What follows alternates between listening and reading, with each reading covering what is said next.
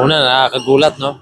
Wala naman nag-i-expect, pero siyempre, diba, parang hindi lang ako, pero halos lahat ng Pilipino, ang taas ng tingin namin sa kanya eh. Kasi, yun nga, first coach na sa NBA, tapos paano siya maging leader sa Gilas, tapos sa Token Text, di ba? Ang high caliber player talaga. So, siyempre excited kami matuto sa kanya, ano bang yung bang bagong style na gusto niya. Nakaka-inspire.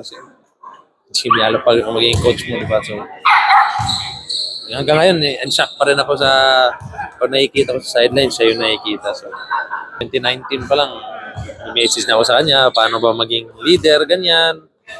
Ano bang kailangan gawin, ganyan. And, nung nasa States ako nung pandemic, nagkita kami sa LA, kumain ko, sinundo niya ako sa airport, kumain kami. Hindi ko akalain, yung mga pag-usapan namin, paano ba maging, ngayon, coach ko na, di ba? So, grabe yung ng circle of life na sinasabi nila. So, excited ako.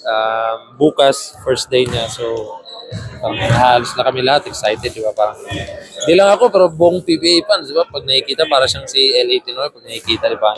Ginagawa nila sa PBA. Tapos, punta ng Amerika, nasa NBA. Tapos, ibibigay dito, di ba? Napakaswerte namin. So, kailangan take namin ng opportunity at pasahin yung mga ano ba style ni coach. Bigyan muna natin siya ng time. Hindi lang kakadating lang niya. So, ang daming pagbabago. So, siyempre, hindi kaagad ganon. So, for sure, darating yun and excited ako sa magiging conversation namin. So, hindi lang ako, kami lahat, di ba? Parang Jimmy Alapag eh. Si Coach Jimmy, pag unang salita pa lang niya, talagang sobrang positive. So, kumbaga, kung ano man yung gusto niya, diba?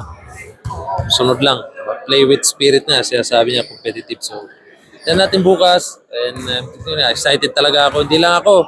Hindi lang NLEX fans. Buong PBA fans, diba? Makita siya sa sideline. Nagtang feeling niya. So, nasa paswerte namin.